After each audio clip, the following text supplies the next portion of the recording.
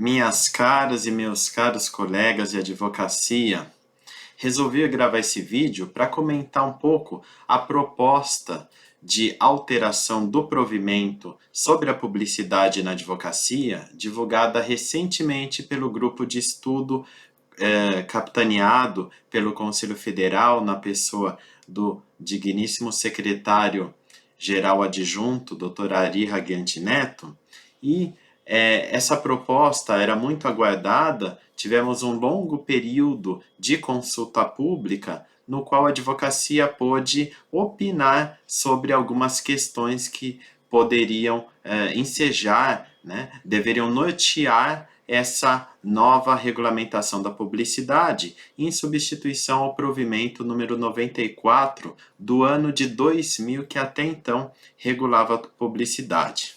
Muito bem, vou destacar aqui as principais novidades. Primeiramente, nós tivemos aí a solução de uma grande polêmica, diz respeito à possibilidade, à permissão de realização de posts patrocinados em redes sociais e também o famoso Google Ads. Muito bem.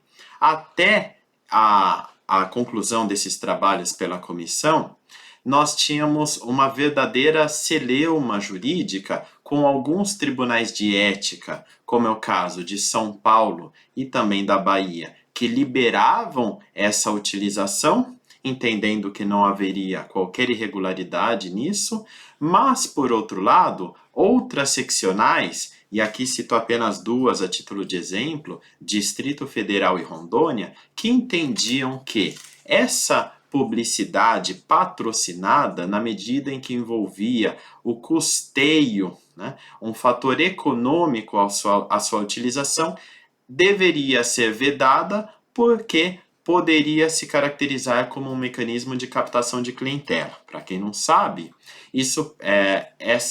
esses anúncios patrocinados fazem com que aquele que utiliza uma determinada rede social ou faz como Facebook, como Instagram, passando a rolagem das postagens dos seus contatos, apareciam esses anúncios de pessoas, de empresas que não fazem parte do seu rol de contatos. E no caso do Google Ads, isso permite que, ao se fazer uma busca no Google, aparece entre os primeiros resultados da pesquisa, apareceria esses anúncios, Então, o Conselho Federal, diante de toda essa polêmica, o grupo de trabalho finalizou a proposta entendendo pela possibilidade de utilização dessas ferramentas. Resta agora aguardar se de fato elas serão aprovadas pelo Conselho Federal, a quem cabe fazer aí a deliberação sobre o tema. Segundo ponto que eu queria destacar, diz respeito à proibição de pagamento, patrocínio, para viabilizar aparições em anuários, prêmios, premiações ou qualquer tipo de evento ou lista de profissionais considerados detentores de destaque.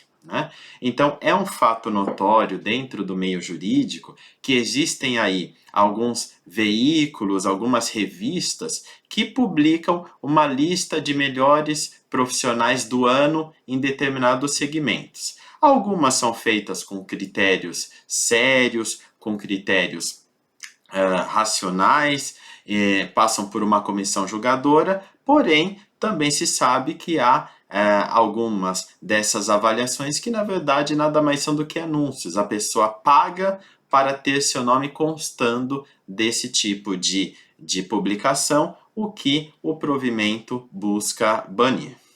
Além disso, essa, para mim, foi uma das novidades mais interessantes, porque quando a gente fala de publicidade, e principalmente nessa era tecnológica, nós temos uma mutação muito grande, É algo assim que todo dia está surgindo alguma ferramenta, algum instrumento novo. Então, já se tinha em mente que, ainda que nós acabássemos de ter a aprovação de um provimento novinho, em 2021, com todas as últimas tendências, né? Tem a previsão de lives, por exemplo, sabe-se que daqui a pouco vão surgir outras questões e rapidamente o provimento tende a se tornar defasado. Então, para evitar que o provimento tenha sempre ou periodicamente que passar por uma revisão, nós tivemos a previsão de criação de um comitê regulador do marketing jurídico. Esse comitê ficaria a cargo do Conselho Federal, que faria as respectivas nomeações, um comitê de grande amplitude, presença de integrantes da advocacia das 5 regiões do país, nomeação pelo Conselho Federal, com a função de atualizar os critérios específicos sobre a publicidade, propaganda e informação na advocacia. E com a possibilidade desse comitê alterar a interpretação, os critérios adotados e também unificar a interpretação desses temas, né, de publicidade, propaganda, informação na advocacia, e com isso fica uma coisa mais dinâmica, né, impedindo essa defasagem, a necessidade de uma nova criação de um grupo de estudo, uma nova proposta. Então isso tornaria a publicidade muito mais dinâmica, atenta aí às novidades. E caberá, se aprovado, a esse comitê regulador a regulamentação de utilização de ferramentas tecnológicas, aplicativos e também de plataformas jurídicas, né? Creio que é uma novidade muito bem-vinda para nós.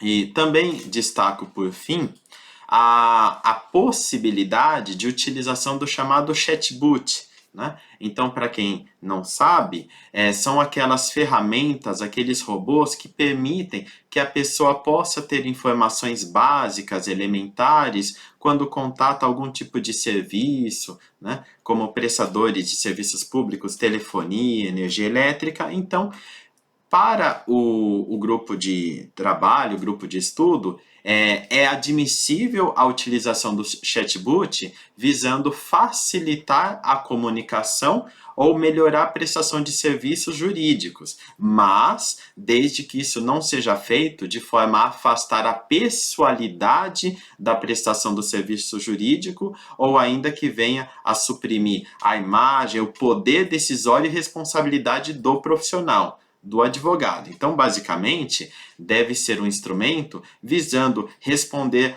as primeiras perguntas, né, mais elementares de um potencial cliente, né, encaminhamento de informações sobre a atuação do escritório, coleta de dados básicos, né, até informações e documentos, para que depois haja efetivamente o atendimento jurídico com toda a pessoalidade que a atividade exige. Bom, então são essas aí as breves considerações que eu trago. Espero com isso colaborar com o debate da matéria que ainda vai ser submetida ao Conselho Federal. É importante que haja participação da classe e com isso nós tenhamos no final um provimento que reflita aquilo que a advocacia, na sua maior parte, pensa. Obrigado pela atenção.